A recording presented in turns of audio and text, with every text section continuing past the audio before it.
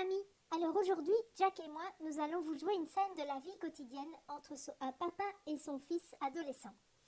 Je vous préviens tout de suite, je vais représenter le papa de Jack, et si de temps en temps vous me voyez me tourner comme ça, c'est que je suis en train de me donner de l'empathie, de m'écouter ou de m'énerver parce que j'ai du mal à écouter mon fils. Ok? Vous êtes prêts? Jack, tu peux venir? On va bien rigoler. Jack, je t'ai déjà dit une dizaine de fois que je ne voulais pas te voir venir avec une tablette ou un téléphone à table. J'aimerais bien ne pas devoir me répéter sans arrêt. Qu'est-ce que ça te fait quand je te... Ah non, ne commence pas avec ça, ne me pose pas cette question stupide. Va pratiquer ta CNV en formation, pas avec moi, moi j'en ai marre. Oh, mais c'est pas possible. Qu'est-ce que je peux faire avec ça? Je me sens démunie, moi, j'ai tellement envie de pratiquer ce processus avec les gens que j'aime. Qu'est-ce que je peux lui dire? Oh, j'arrive pas à lui donner de l'empathie, il va s'énerver encore plus. Jack, si je te demande de venir à table sans tes appareils, c'est parce que pour moi c'est important que tous nous nous offrions les uns aux autres une qualité de présence. Et quand tu viens à table avec ton téléphone et que tu réponds à tes copains, eh bien, je n'ai pas l'impression que tu es présent et je vis même ça comme une marque d'irrespect. Et voilà, c'est difficile pour moi. Alors, bon, j'ose pas te poser la question, mais t'as envie de réagir à ça? Mais oui, papa, mais moi je m'en fous, t'es chiant à la fin, t'es lourd avec ça. Moi j'ai envie de pouvoir répondre à mes copains. Mais oui, mais Jack, quand on est à table, moi j'aime bien qu'on ait des moments de partage en famille. C'est un moment où on se retrouve en communauté. Et je trouve ça chouette de pouvoir vivre des moments avec papa, maman, tes frères et sœurs. Mais justement, ce que tu ne comprends pas, c'est que moi ça m'intéresse pas vos histoires. Les bêtises de mes petits frères et sœurs, tu vois, moi ça me saoule. Et je préfère pouvoir répondre à mes potes. Hmm.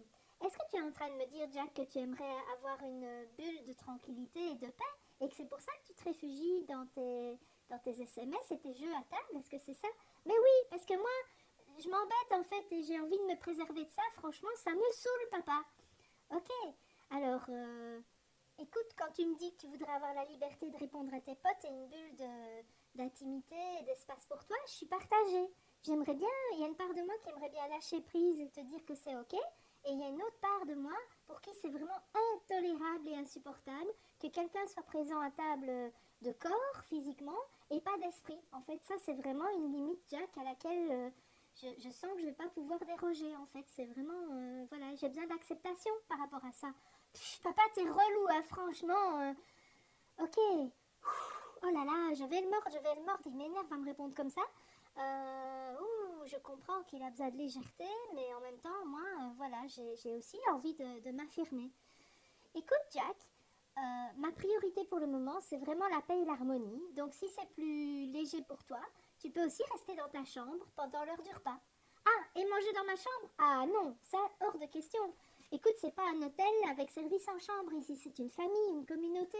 Et si tu veux bénéficier de l'apport de ses membres, notamment des repas que ta maman prépare, alors tu contribues, tu apportes toi aussi ta contribution, peut-être en aidant à mettre la table, en la débarrassant, et surtout en étant pleinement présent pendant les repas.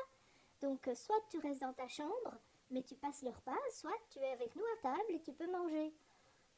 Oh là là, mais je vais avoir faim, moi. Ah oui, j'imagine bien que tu vas avoir faim. Mais c'est un choix que tu peux poser. Soit tu viens à table avec nous, soit et tu es pleinement là, sans tes appareils, soit tu es dans ta chambre. Oh là là là là, mais papa.